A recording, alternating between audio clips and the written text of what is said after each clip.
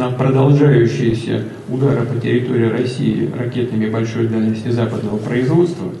Mu rwego rwo gusubiza ku gitero cy'igihugu cya Ukraine bakoresheje intwaro z'abanyaburayi ndetse na drone zabo, nkuko nabivuze mu bihe byatambutse, igitero cyose kizajya kitugabwaho natwe tuzajya dusubiza nta gushidikanya.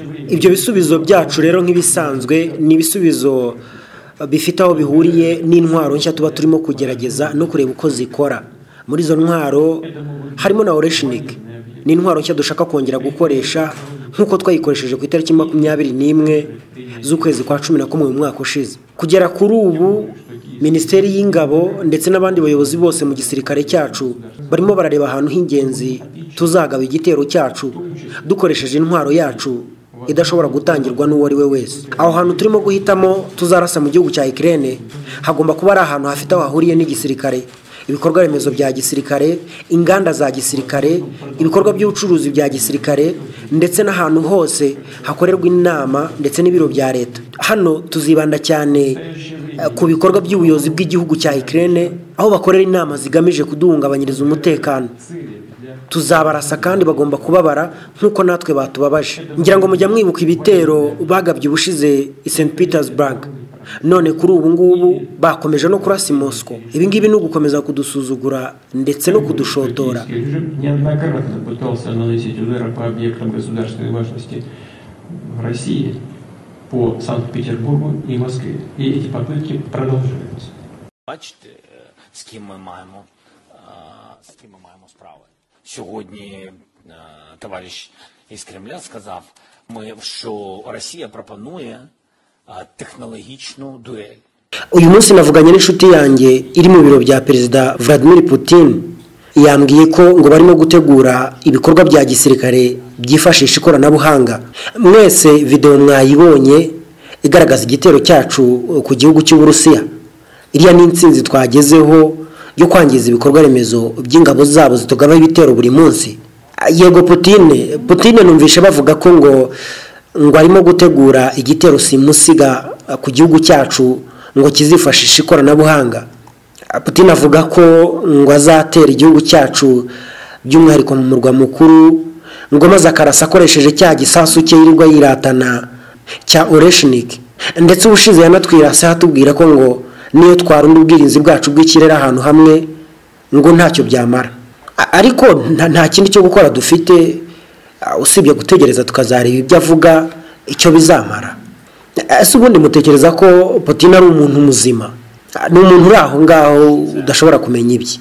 Так что шансов никаких нет для того, чтобы сбить эти ракеты. Nta mahirwe na make ahari. Abahanga bagaragaza ko nta buryo na bumwe ushobora gukoresha ngo utangire iyi misile. Uko byagenda kose rero igihugu cyacu cyaramutse gihisemo kwihorera, kigomba kwihorera nubwo byaba ari abahanga bo mu Burayi ntawatangira iyi misile. Mureke mbabwire kandi mbabwize ukuri, iki nicyo gihe kugira ngo uburengerazuba bw'isi bwishyura ibikorwa byose bukora bwihisha muri Ukraine. Turaza kubavugutira umuti, tugomba kubakamira urubakwiye. Ntabwo baguma kwangiza ndetse no gusenya igihugu cy'u Burusiya turebera, ntabwo bishoboka. Leta Zunze Ubumwe za Amerika n'abahanga bayo batugaragariza ko nibura bo bamaze kubona uko uruhande rw'intambara ruteye, ariko abanyaburayi bakomeje kwinangira umutima no gushyigikira Perezida Zelensky. Twicyo tugiye gukora rero ni ryagerageza duhora dukora. Kuri inshuro none turaza kugerageza iyindi misile, tunashatse twanakoresha Oreshnik. Iyi rero ni ifite iterambere ndetse n'ikoranabuhanga ryo ku rwego rwo hejuru muri ikinyejana cya 21 yonyine, nta yindi yayihangara.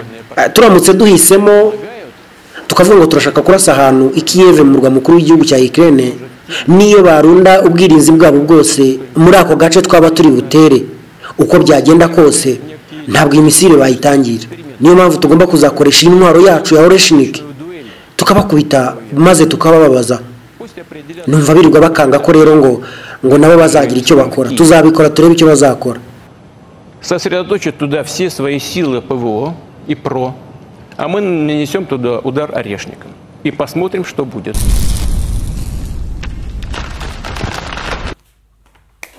reka nongere ngusuhuze nkwifuriza ibihe byiza wowe tubana umunsi ku munsi hano kuri Kakisa 27 TV mu makuru n'ibiganiro. Reka twongere tuganire de inkuru ngufi iturutse ahantu bita muri Duma. Duma ni mu nteko ishinga amategeko y'igihugu cy'u Burusiya, aho bavuye mu nama, ari inama y'ikubagaho cyangwa se ibyo twakwita inama emergency meeting. Ni inama yabaye kubera igitero twababwiyeho mu bihe byatambutse cy'igihugu cya Ukraine ku gihugu cy'u Burusiya, aho babagabye igitero kinini cyane cya drone zitigeze zigabwa ku gihugu cy'u Burusiya. Ni nyine ni igitero kitigeze kibagabwaho mu gihe cy'intambara. Ubwo no kuvuga ngo drone zose zigeze zibagabwaho izaherukaga kuba ari nyinshi, zari drone zigera ku 176 kugera kuri ubu rero zabagabweho twabibabwiye ni zigera kuri 337, aho izigera kuri 91 bazimanuye ariko izindi zose zigakora akazi. Ako kazi rero muho zagakoze ku nteko ishinga amategeko nyine kuri Duma. Hanyuma komite ishinzwe umutekano nka kwa kundi mubizi mu nteko ishinga amategeko ko habamo komite zigiye zitandukanye, ishinzwe imibereho myiza, ishinzwe ubukungu, ishinzwe umutekano. Rero Defense Committee mu gihugu cy'u Burusiya yicaye uyu munsi ndetse inatumaho perezida nubwo atabonye umwanya kugira ngo yitabire iyo nama. Mu byo baganiriye bagaragaje ubukana bw'icyo gitero, aho mu kiganiro twakoze twabwiye ko ari abantu 3 bamaze kwitaba Imana, hanyuma abandi bagera kuri 18 bakaba bo bakomeretse bikomeye. Ariko ubu ngubu imibare imaze guhinduka kuko ikinyamakuru cyo mu gihugu cy'u Burusiya cyitwa TASS cyamaze kwandika inkuru kivuga ko nibura abantu 90 aribo bamaze kugaragara ko bakomeretse. Ni ukuvuga ngo imibare irakomeza izamuka, hanyuma abagera ku 10 nibo bamaze gupfa kubera ko igitero nyine cyabagabweho mu gitondo. Imibare iraza gukomeza izamuka nkuko twabibabwiye kare. Kugera kuri ubu ngubu rero abo bantu bakomeretse ndetse n'abapfuye bari mu bice bitandukanye by'umurwa mukuru w'igihugu cy'u Burusiya Moscow, aho nyine iki gitero cyagabwe. Mbabwira ko indege ahantu zaturutse naho zagabye igitero hari ahantu harehare cyane, ni ibirometero bigera ku 170. Ibirometero bigera ku 170 n'urugendo rurerure cyane uvuye aho igihugu cya Ukraine kigabanira n'igihugu cy'u Burusiya werekeza i Moscow mu murwa mukuru w'icyo gihugu cy'u Burusiya. Inteko ishinga amategeko rero yicaye, imaze kwicara babyigaho ngo barebe ubukana, uburemere ndetse n'ibyangijwe n'izi drone. Baza gusanga ari ibintu binini cyane ku buryo usibye ubuzima bw'abantu bagera ku 10 barimo kubarwa, usibye abandi bagera kuri 90 bamaze kwemezwa ko aribo bakomerekeye muri kiriya gitero.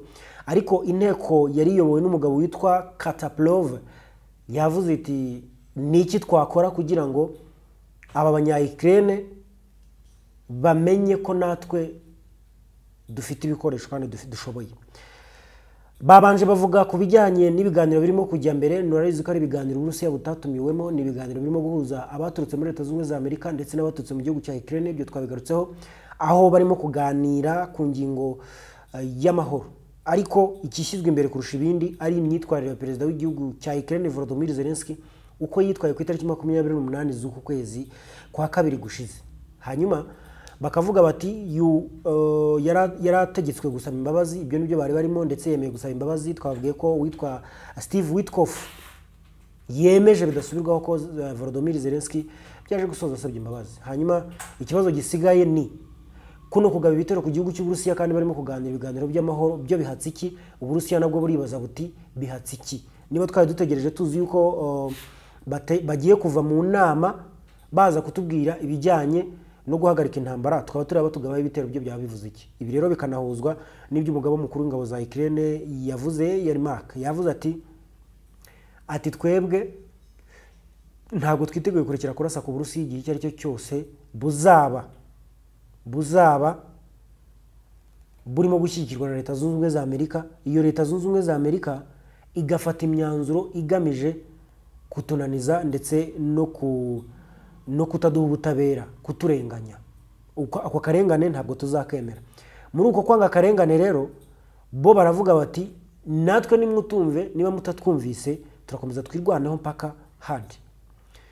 Mu gihe rero bari barimo kureba ibyangijwe byose, abo bantu bapfuye, imitungo y'igihugu yangijwe, amazu n'ibindi byasenyutse twagarutse mu kiganiro cyabanje, ni naho uyu mugabo witwa Kataplov yavuze ati ariko murabizi let us prepare for retaliation.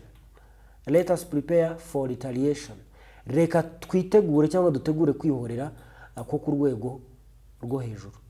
Kwihorera ko ku rwego rwo hejuru bavuze yuko uko kwihorera konyine babona gushoboka ku gihugu cya Ukraine ku buryo cyababara cyangwa kikababara nkuko nabo bababaye. Yavuze ati kubera iki tutakoresha intwaro zacu za zindi batinya kurusha izindi, bazita Oreshnik. Oreshnik intwaro y'igihugu cy'Uburusiya bufite bwonyine, ikaba iri mu bwoko bw'izo bita intermediate range missiles. Ni ibisasu byihuta ku muvuduko nk'uwijwi, uko uwijwi inshuro 10, babyita Mach, ubundi bakongeraho inshuro icyo kintu kirukanka kurushijwe. Ubwo niba tuvuze Mach ukongeraho 10, bivuze ko umuvuduko w'icyo kintu wirukanka uko byinshuro 10 uwijwi. Ni naho ngaho rero uyu mugabo Katapolov yahereye avuga ati birakwiye ko igihugu cyacu cy'Uburusiya muri kwa kwihorera kwacu tugomba kureba uburyo twakoresha Oreshnik kugira ngo twere ku gihugu cya Ukraine. Igihugu cy'Uburusiya kiramutse gikoresheje Oreshnik byaba ari ubwa kabiri mu mateka yabo yo gutunga icyo gikoresho cyitwa Oreshnik. Uyu mugabo rero mu ijambo rye yagize ati the decision is up to the Supreme Commander in Chief in bracket Russian President Vladimir Putin.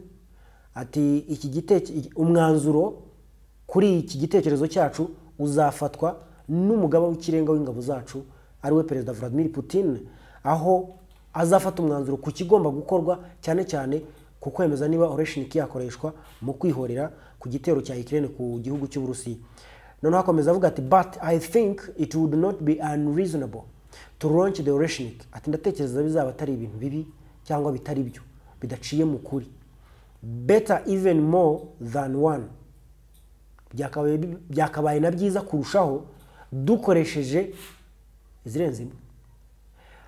Ubushize ku itariki 21 z'ukwezi kwa 11 muri 2024 nibwo igihugu cy'Uburusiya cyarashe gikoresheje Oreshnik nyuma yaho cyari kimaze kurasirwaho ku itariki 19 z'ukwezi kwa 11 2024. Cyari kimaze kuraswaho n'intwaro cyangwa n'ibisasu birasa kure mu gihugu cy'Uburusiya. Igihugu cya Ukraine cyari cyahawe n'ibihugu byo mu Burayi, Ubwongereza, Ufaransa, Leta Zunze Ubumwe za Amerika yari yabahaye ATACMS.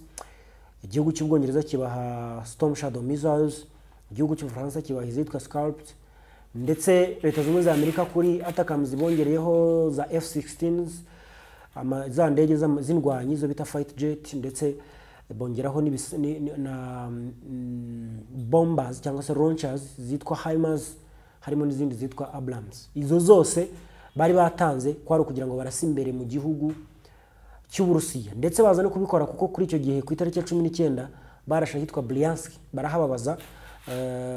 Aho hantu barashe hari ikigo cya gisirikare binavugwa ko cyari gicumbikiye ingabo z'igihugu cya Korea ya Ruguru zari zaraje gufasha igihugu cy'Uburusiya kwirwanaho no kwirukana abasirikare b'igihugu cya Ukraine muri Kursk region, aho igihugu cya Ukraine cyari cyarigaruriye ku itariki 6 z'ukwezi kwa 8 muri uwo mwaka wa 2024. Kuva icyo gihe rero Uburusiya bwari butarongera gukoresha iyi ntwaro ya Oreshnik. Kugera kuri ubu rero uyu mukuru w'inteko ishinga amategeko y'igihugu cy'Uburusiya Duma, ariko ntabwo ari umukuru w'inteko ishinga amategeko azasake, ahubwo ni umuyobozi wa komite ishinzwe umutekano cyangwa se Duma Defense Committee, akavuga ati mureke dukoreshe ibisasu kirimuzo, dukoreshe Oreshnik, mureke dukoreshe Oreshnik.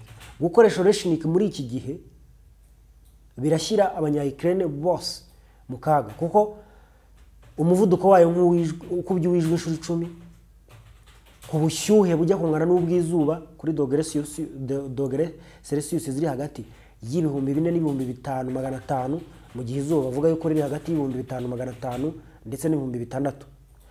Vladimir Putin akavuga ati ubushize nyir'ubwo yari arimo asobanura ku bukana bw'iki gisasu, yaravuze ati kino gisasu nta ndege, nta kizimya, nta n'ubundi buryo abanyaburayi cyangwa abanya-Ukraine bafite bashobora kubuzamo kino gisasu kugera kuri destination yacyo. Ndetse icyo gihe n'abacaringe ngarababwira ati mwegeranye uburinzi bwanyu bw'ikirere bwose mubushyira ahantu hamwe.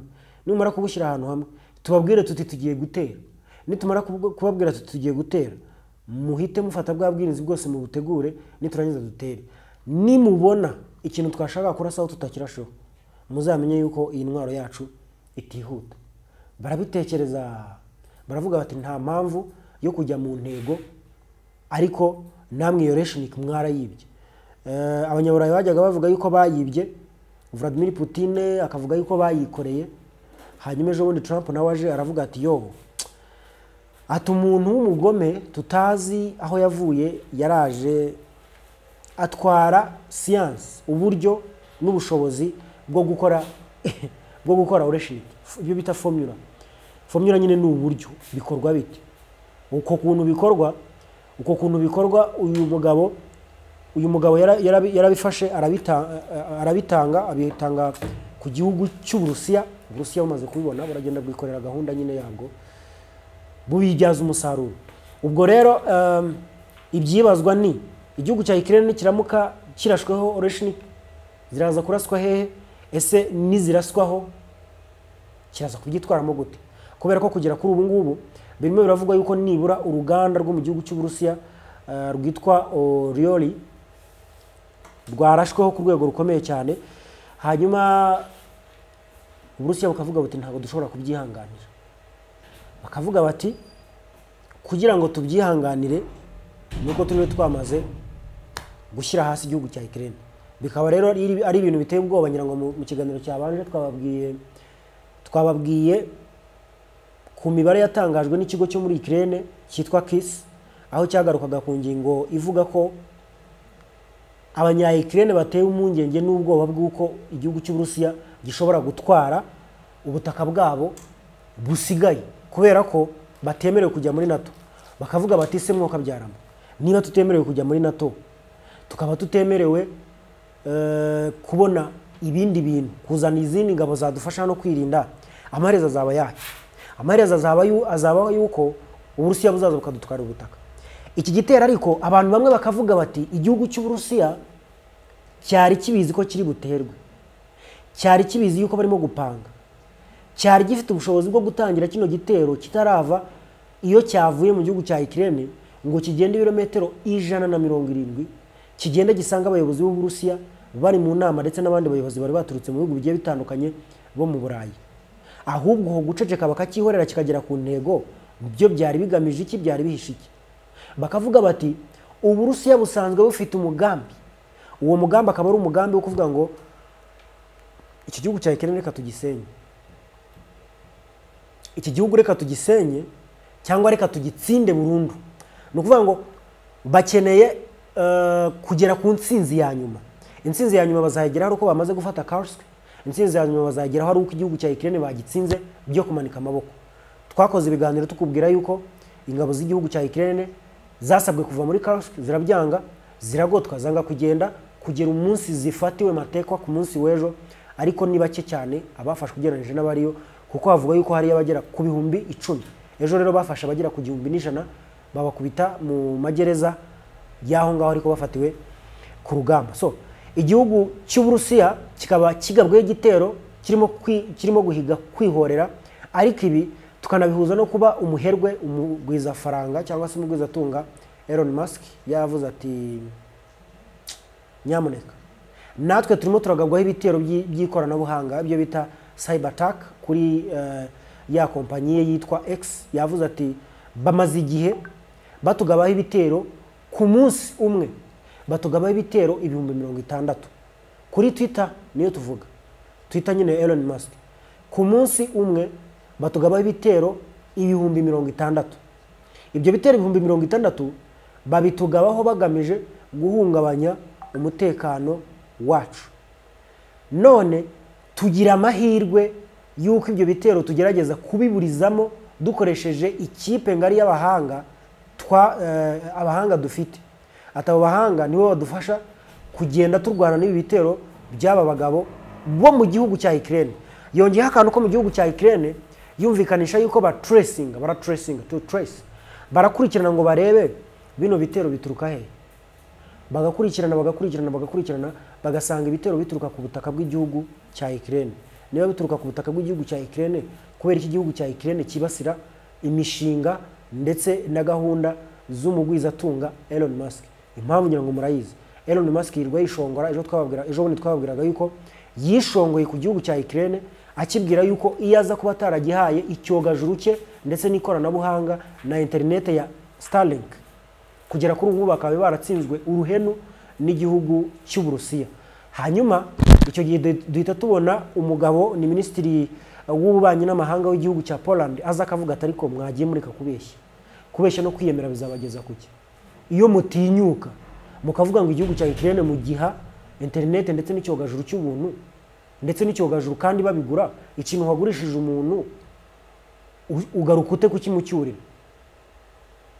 Elon Musk araza aramubwira atoya, atahubwo gucisha make ari wowe, ati kubera ko gucisha make ikintu bigufasha niki, iyo internet n'iki cyogajuru cyacu nta substitute bifite, tutabibahaye nta handi mwakura ibimeze nkabyo. Ibyo kuvuga rero ngo muduhu miliyoni twanyu 50 tw'amadolari, miliyoni 50 n'utuntu toto nta naho duhuriye na investment twakoze. Ariko kuba twarabahaye ni favor, ni impuhwe twabagiriye. Hanyuma akomeje gusakuza haza kuza n'abandi ariko na Elon Musk nyine ubwo ibyo babikoraga kuri Twitter barimo guterana amagambo, na Elon Musk nawe ubwo aramubwira ati ariko wacecetse wakagabo kagufi, ceceka aho ngaho nta kintu urimo kuvuga. So Elon Musk rero akaba avuga ati uku kwatakwa biraterwa nuko adashyigikiye imyitwarire y'igihugu cya Ukraine muri intambara no kwanga kw'abantu barekeraho gupfa nk'uko bo babivuga. Igihugu cya Ukraine cyababajwe bikomeye no kuba President Trump yarahisemo gufata uruhande, maze muri uko gufata uruhande agahitamo gufata uruhande rw'Uburusiya. Bibwiraga yuko yafata uruhande rwabo, yanga gufata uruhande rwabo. Barababara cyane, baravuga bati kweri abantu twabanye tukabana mu bihe bikomeye, none tugezaho ibintu byari bigiye kurangira muratwihindutse. Leta z'Ubumwe za Amerika birababwira ati twebwe ntabwo bitureba. Icya mbere nuko muduha amafaranga, icya kabiri mukemera bidasubirwaho guhagarika intambara kandi mukayihagarika mutakaza, ntabwo ari kuyihagarika mugira icyo musigarana. Ibyo rero na Elon Musk akaza aryungamo akavuga ati nuko bigomba kugenda. Aba rero abanya Ukraine baravuga bati se uyu mugabo utwataka muri ubu buryo umena amabanga niba twaranabikoze kweri kuza akabitwibwirira, ariko kugira ngo abitwibwira akabifata akabishyira kuri Twitter ko karubanda, ikimutera kubishyira ko karubanda so kugira ngo akomeze kudusebya. Nabo rero nabonye Elon Musk avuga ati ntabwo nzi impamvu,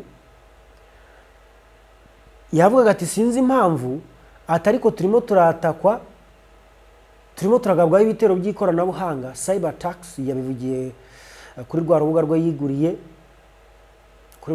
yiguriye rwa X yahoze ari Twitter, nuko abantu bajya bakunda kubivuga, baravuga bati X yahoze ari Twitter, baba bashaka kuvuga nyine urwo rubuga rwa X rwahoze ari Twitter nyine. Elon Musk rero akavuga ati ntabwo tuzi impamvu, ntabwo turamenya impamvu, ariko byanga bikunda abanya Ukraine bashobora kuba baraturakariye kubera iyo mpamvu. So yavuze ati we get attacked every day, this was done with lots of resources. Ati buri munsi baratwataka kandi ibi bigakorwa n'amafaranga menshi cyane. Something that either a large coordinated group or a country is involved. Bisobanuye ko abantu benshi kandi babahanga aribo babirimo, cyangwa se hakaba hari igihugu kibari inyuma. Agakomeza agira ati we are not sure exactly what happened. Ntago tuzi cyabaye, ntago tuzi kirimo kubitera, but there were a massive cyber attack to bring down the X system with IP address originating in Ukrainian area. Ati hari ibitero by'ikoranabuhanga byinshi byagabwe kuri X cyangwa se Twitter muri systeme zayo, ariko ibyitwa IP address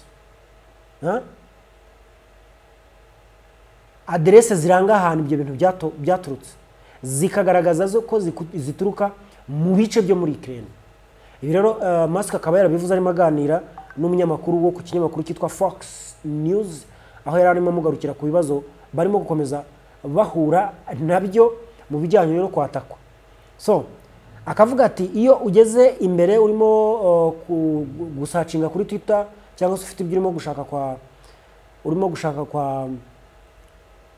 kwa updatinga, hari igihe byanga.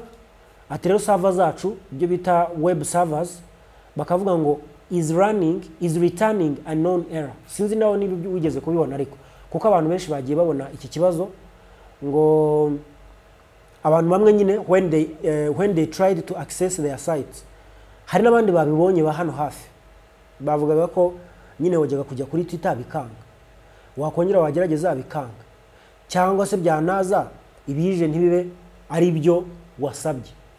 Elon Musk rero akavuga ati twatracinze, twarebye bino bintu birimo gukomoka hehe.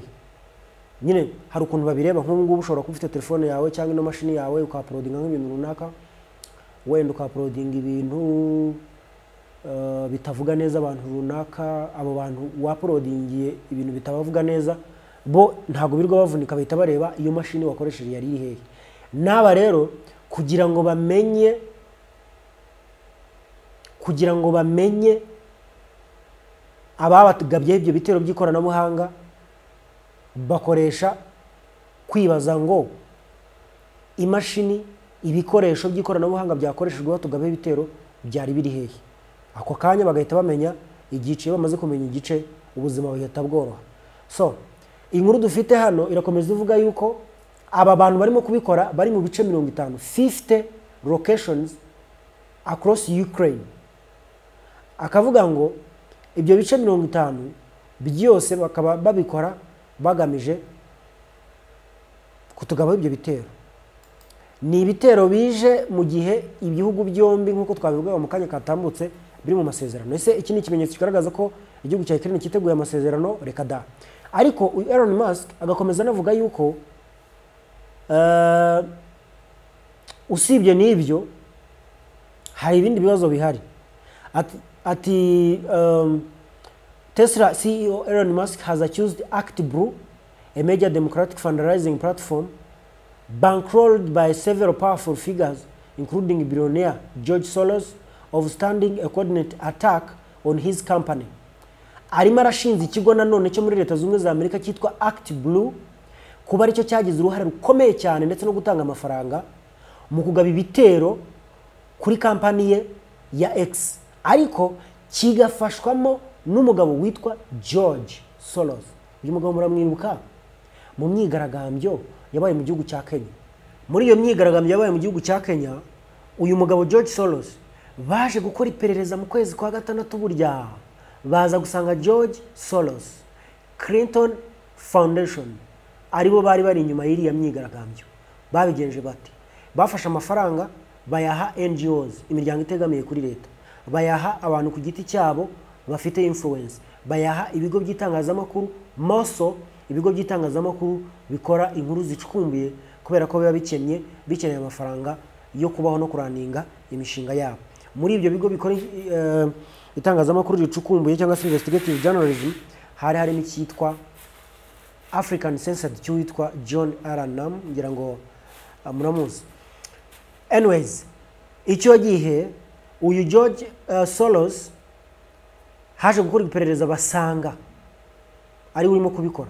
Elon Musk rero we yavuze ati an investigation has found 5 ActBlue funded group responsible for Tesla protesting troublemakers, disrupting project, Rise and Resist, Indivisible Project and Democratic Socialist of America. Musk yabyanditse kuri Twitter. Bivuze ngo baje gusanga bamwe mu bantu bagize ya kampani yitwa ActBlue baragize uruhare mu kurwanya no guteza ibibazo kampani ya Elon Musk yitwa Tesla, mu kubangamira projeze, mu kuyuvuga nabi ndetse no guca inyuma bagakoresha ibikorwa bigamije kubangamira imishinga yose ya kiriya kigo. noneho akavuga ati Act Blue funders include George Soros and Reid Hoffman, Herbert Sandler, Patricia Baumann and Rhea Hart Hendricks, he added.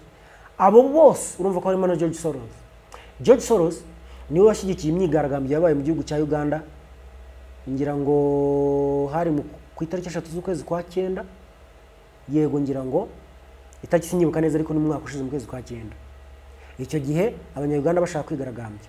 Abanya-Uganda bagiye kwigaragambya, perezida w'icyo gihugu aba yabimenye, Yoweri Kaguta Museveni amenya n'ababari inyuma, amaze kumenya ababari inyuma azana ikitwa katapira katahushika, bikoresho byose bya gisirikare bya bindi bazana nyine bagiye kurwana urugamba, ku buryo ugiye kurwana ya ntambara nk'iyo Uburusiya na Ukraine barimo ari byo wazana. Museveni nibyo yazanye aje kurwana n'abantu badafite ikintu cyo cyose, kubera ko yarazi ingufu z'ababari inyuma. Aba rero icyo bashinzwe ni uguteza imidugararo mu isi no gushyigikira abateza imidugararo mu isi kugira ngo bahindure za leta, bashyiraho leta zibumva. Icyo gihe niko babigenje. George Soros nako kaza akora, niyo mpamvu wabonye ejo bundi ajya kuvaho Biden yafashe akanya aravuga ati reka duhemba abantu badufashije, bakadufasha cyane kandi abantu bacu b'abahanga, nyine abantu beza cyane badufashe. Mu bantu beza cyane yahembye harimo na George Soros. None se ntago mwumvishe ko mu Rwanda hasohotse imyanzuro, hasohotse imyanzuro igaruka ku kuntu insengero zigiye kujya zitwara n'amadini n'amatorero mu gihugu cy'u Rwanda. Muri iyo myanzuro bagarukaga ku mpamvu amadini akwiye kwitwara gutyo. Zimwe mu mpamvu bavuze yuko amadini akwiye kwitwara gutyo kubera yuko aya madini yagerageje kubangamira ituze rya rubanda, ariko biba abaturage bakabakenesha bakanababuza no gukurikira gahunda za leta.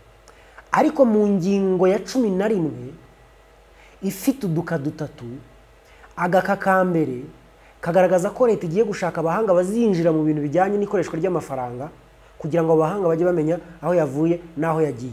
Aho yavuye rero ku gaka ka kabiri bakagaragaza ukuntu aho yavuye hashobora guteza ibyago byo gukoresha intwaro kirimbuzi no gushyigikira iterabwoba.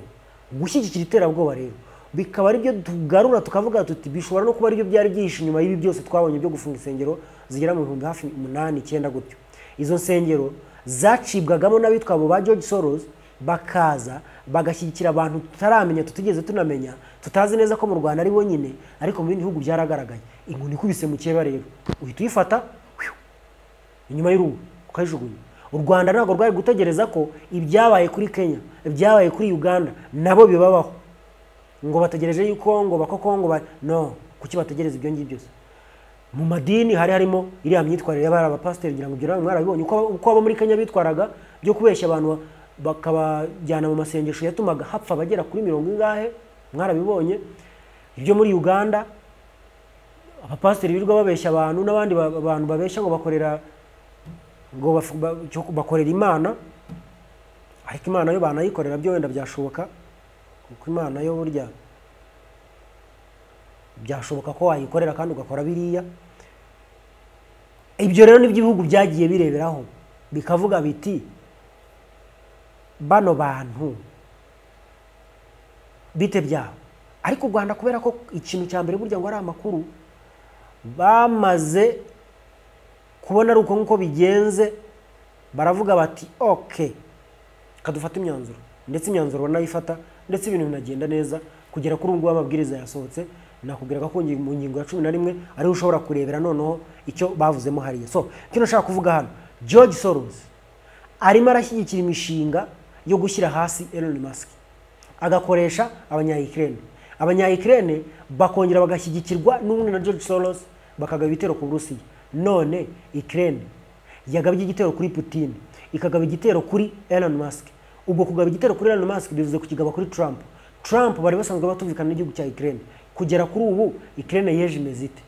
Ese uyu muyoboro, uru rwego iyi gahunda bihaye abanya-Ukraine baraza kubishobora, baraza kubigenderamo n'igihugu cy'Uburusiya, baraza kubigenderamo n'igihugu cya Leta Zunze za Amerika batatse uriya mugabo. Uyu mugabo yahawe ububasha hafi ya bwose mu gukora ibijyanye n'ikirere ndetse no gukora ibijyanye n'izi modoka zidakoresha amashanyarazi. Ubushize twababwiye ko impamvu bashyize imbaraga cyane mu gukora imodoka zidakoresha amashanyarazi nako zikoresha amashanyarazi zidakoresha lisansi ari ukugira ngo bashyire hasi bino bihugu byo mu burasirazuba bwo hagati, cyane cyane ibihugu by'Abarabu, kubera yuko bitunzwe na lisansi ndetse n'ibikomoka kuri peteroli byose. Bakavuga bati duhinduye umuvuno tugakoresha ziriya modoka tukajya dukoresha amabuye y'agaciro, bakaburaho icyo bakoresha muri lisansi yabo n'amapeteroli n'ibindi byose byabo, bizabakenesha bace bugufi tugira ijambo.